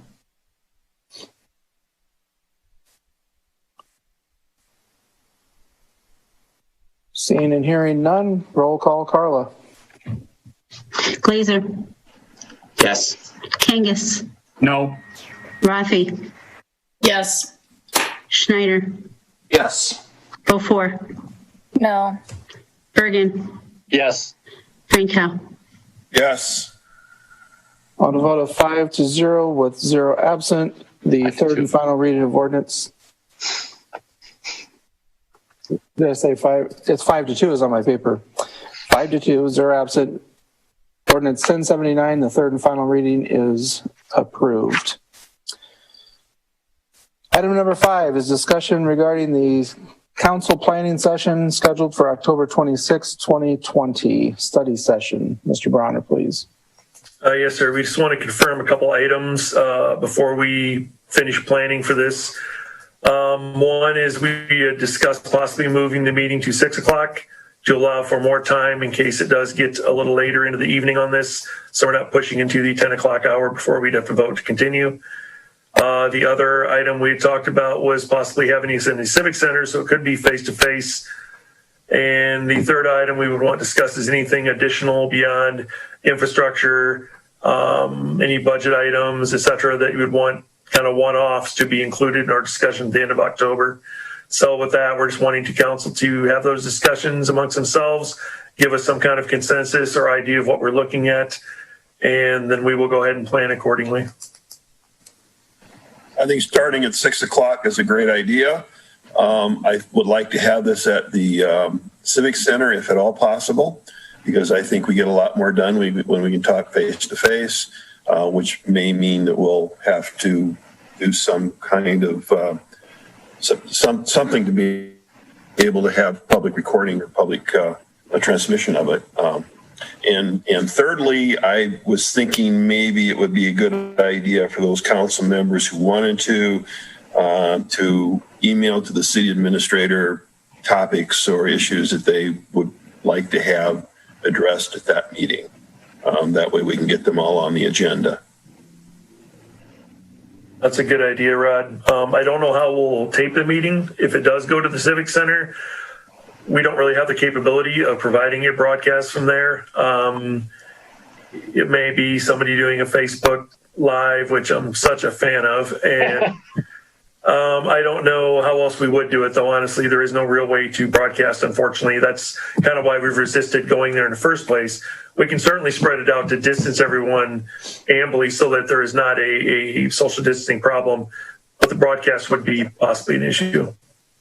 Could we look, or would it be that difficult to just do one single stationary mounted camera that would wire into wherever, like I think there's one that's pointing on the mayor right now, that could wire into that, or is that just complex?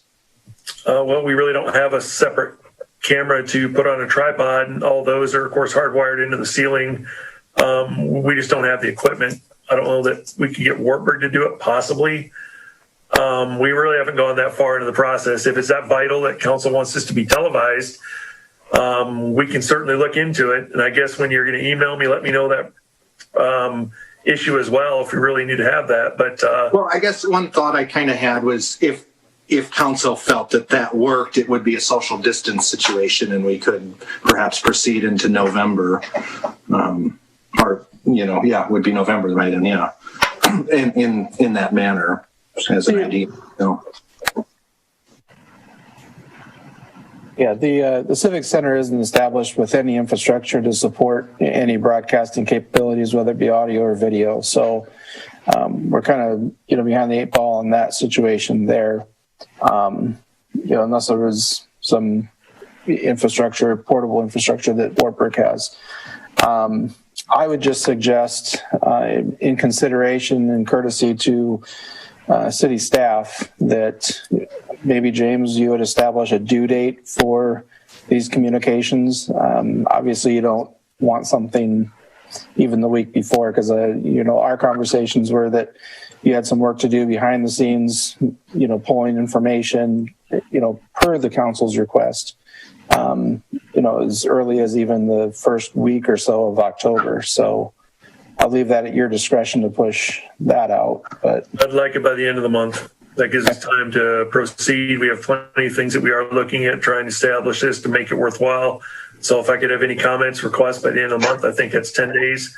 9 days should be plenty to provide those. Then it gives us ample time to make sure we can work through them.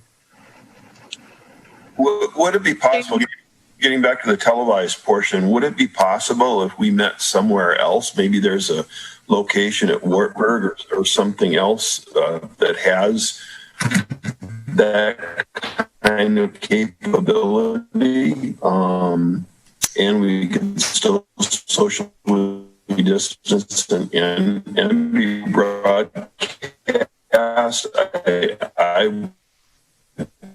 I would not object to meet. I'm not sure what the rules are on that, but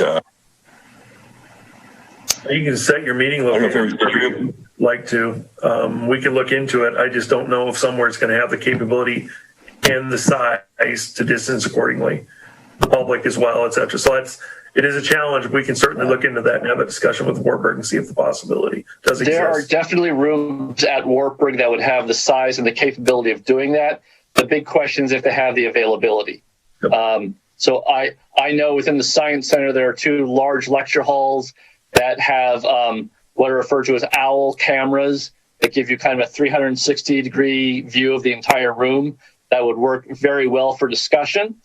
The question is, are those rooms available on a Monday night for 2 to 3 hours? So they have facilities, I don't know if they're available. So. Okay. So I have two questions, James. One is, what is our legal responsibility to provide access, either video or audio, to the meeting? Is there any? And the second question is, what type of questions are you looking for? Are you looking for things we want to discuss in the 5 to 10 year range as far as infrastructure, budget considerations, or could you help us narrow down our questions so that we don't send you a myriad of topics? Yes, ma'am. We have no legal obligation to televise or record these meetings whatsoever. That is simply something council has done. The only recording that has to occur is the executive sessions themselves. And those, of course, are for a limited time, depending on the topic. So you do not have to broadcast or record any meeting at any time, legally, state code. As far as questions, I'm going to get a myriad anyway, so we'll just plan for that. I would like 1 to 2 year projects is where we're going to focus, but we will go out as far as 5. Anything past 5 to 10, I think we'd want a little more time than 2 or 3, 4 hours to really start to get into, because we're going to try and get into our revenue situation where we currently sit, expectations for the year, infrastructure, anything else staff and I will talk about tomorrow to try and introduce, but each department will have specific items that they're looking at and wanting to discuss, but a lot of it's going to be a little bit of a pre-budgetary meeting as well for any guidance that the council would want to offer as we start to prepare our budget going forward. A lot of things like payroll, insurance, which are huge portions of our budgets, are fairly set. So that is not as much of an issue, but it is more the items that move the needle, especially infrastructure and projects and equipment. And all those things we'll try to have a decent understanding of what we're looking at. But it is truly infrastructure planning with a pre-budget setting. So it is not a more strategic plan. We can certainly review the strategic plan if need be. I know the comprehensive land use plan has been talked about. There's just a series of things that have been brought up. We want to make sure that we hit all of them that we can. So when we go into budget, we have everything planned out accordingly as council would desire. And just to throw it out there, I, put James and through James staff on notice that if there were, budget concerns, things that they felt that it was imperative that we have discussions now rather than in January, February during traditional budget session to bring those things forward. Because if they're having concerns, then we need to know those now. So we will entertain pretty much anything budget related, within those parameters that James just talked about onto that agenda. So send your emails, send them often. Just get them all here by September 30th. Anything further with that? I would say that the one comment I did want to make is if we are starting an hour early at 6 o'clock, we are going to be conflicting with the Historic Preservation Commission, which I believe is meeting at 5:30 to 6:30 at that time on that day. I'm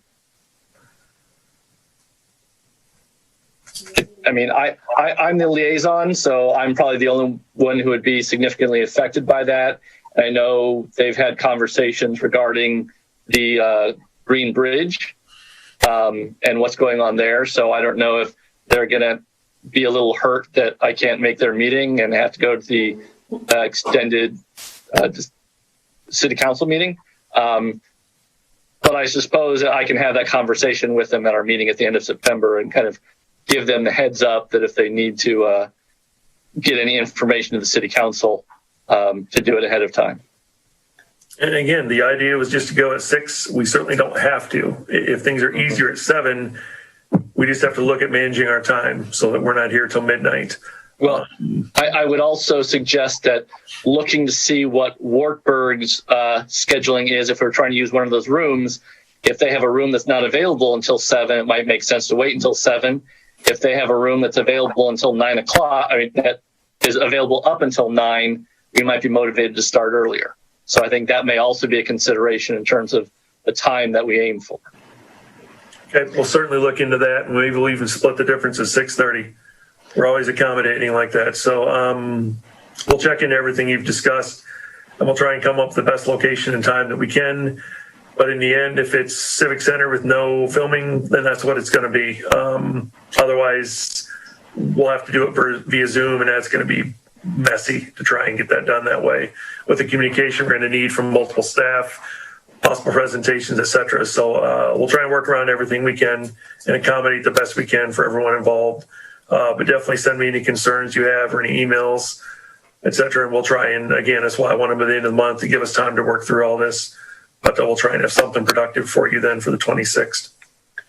We could even possibly entertain HPC postponing to another night or moving. Yep. I can discuss with them at the September meeting if they could have their meeting a week early.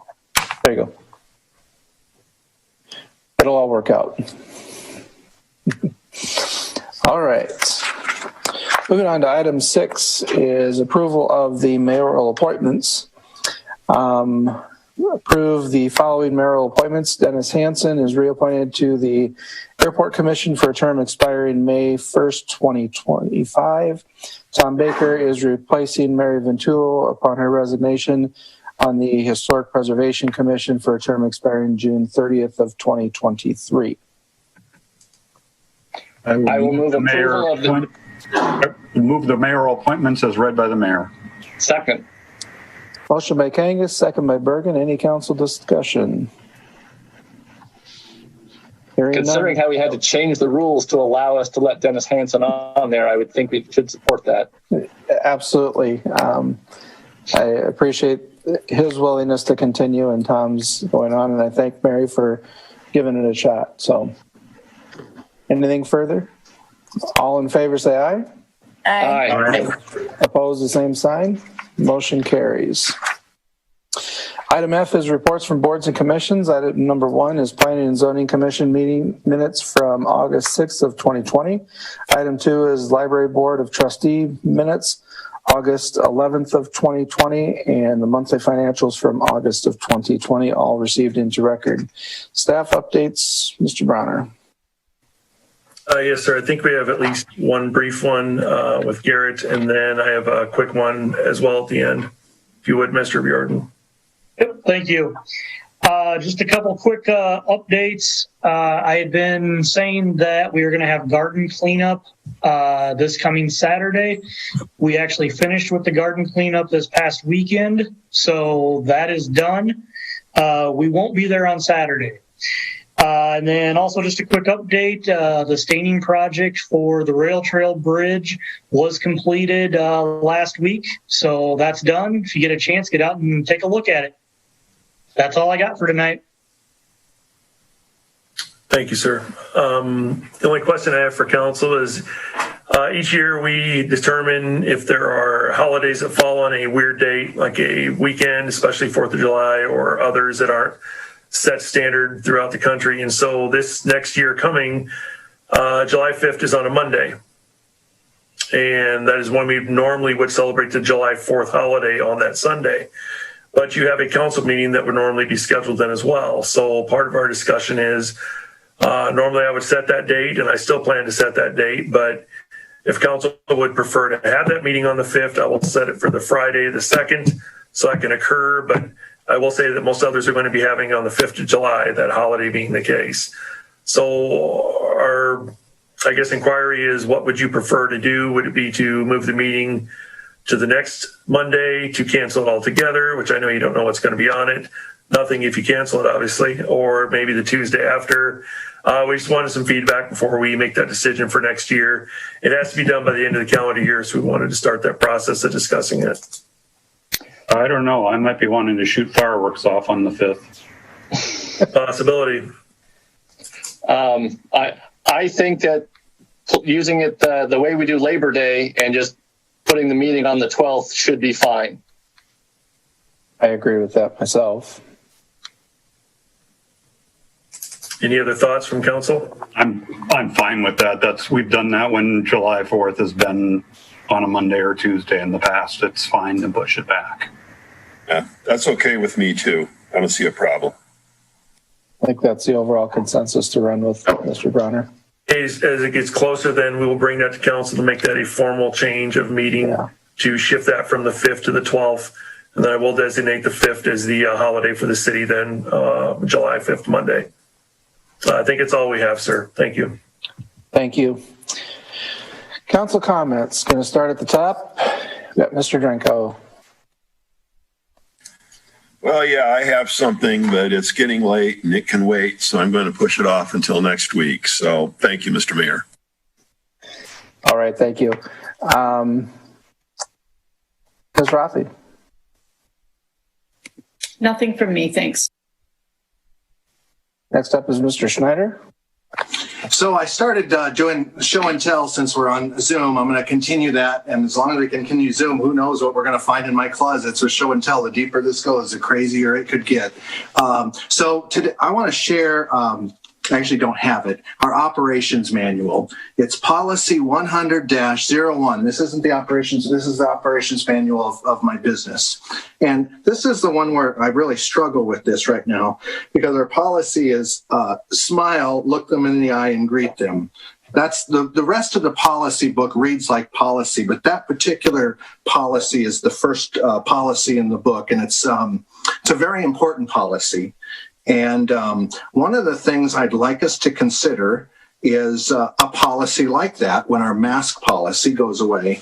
And I want to just to kind of expound on that, referring back to the Jane Jacobs book, The Death and Life of Great American Cities. If you when thinking of that book and really thinking about how cities operate and how people interact and how the world actually works, if you look at tourist towns, for example, and I'll kind of leave it at this thought.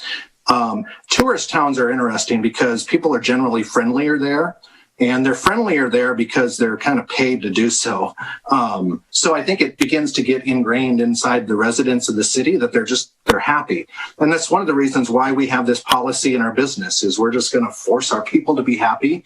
And it's actually not that. I mean, you actually kind of got to hire people that are happy people to begin with, but making sure that people are happy and encouraging that through policy, well, it kind of sounds weird, but it actually kind of works.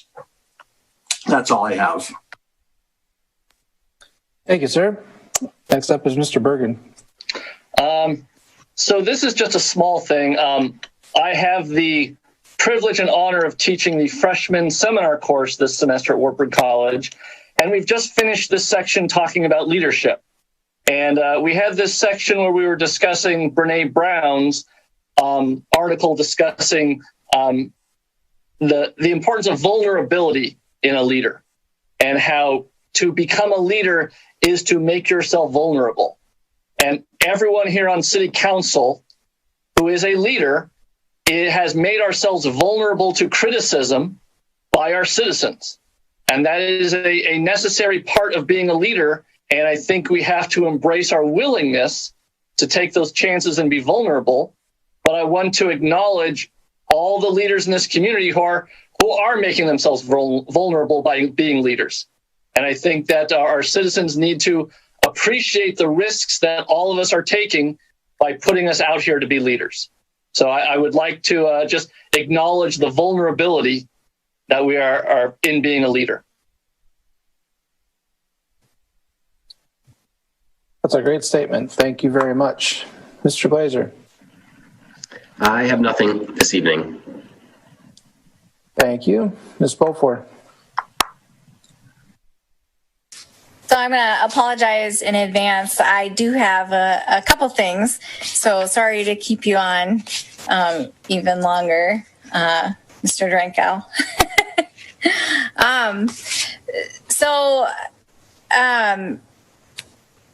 Matthew, I like what you said about smiling.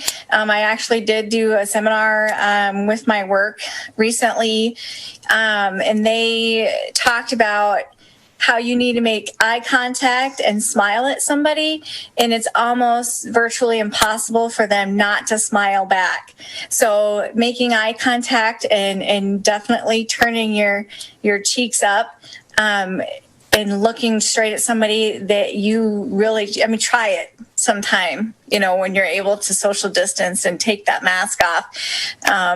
It's almost impossible for somebody to not has some type of reaction, positive reaction. So that's interesting. You talk about that smiling. It's very important. A couple of things that have been brought to me this past week, and this is probably something that maybe I need to email you, Mr. Bronner, about to put on our study sessions coming up.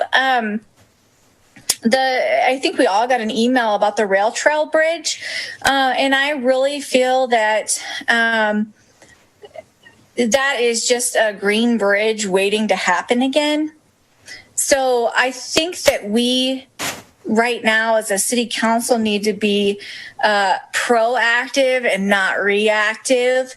I think that we really, really need to move forward in being proactive when it comes to our bridges in our community, especially those kind of iconic ones like the Green Bridge and the Rail Trail Bridge.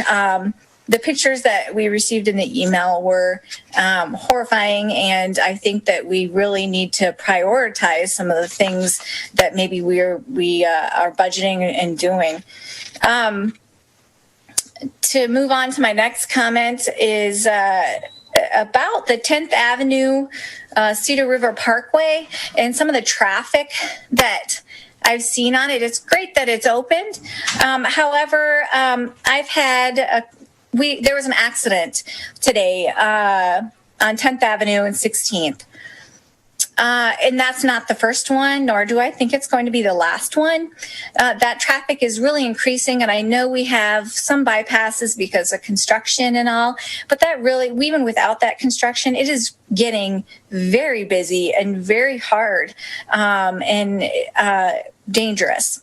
I think we need to really pursue this, and especially because I think we're going to talk about putting a bike trail, walking trail out there, and this concerns me. It also, I've had multiple people approach me about it in my area since it is in my ward.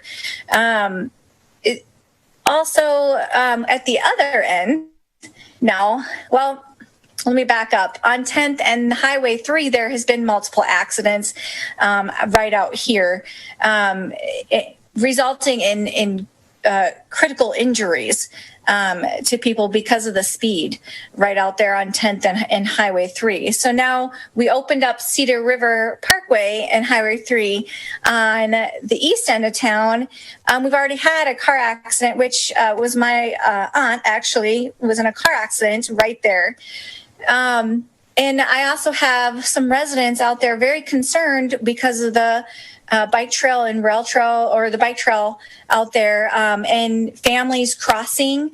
They just see that as a huge danger with the speeds out there. Now with that connection, there's a lot of people crossing on bikes with families, walking, crossing that area, and it's just a horrible speed. We really, really need to look and be proactive again and not reactive. I do not want to see anybody on a bike killed because they're crossing that area.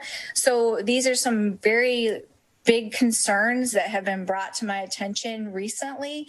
And then this accident today just made me say, I really, really need to bring this forward. And we really need to maybe put this on that study session that you're talking about, James.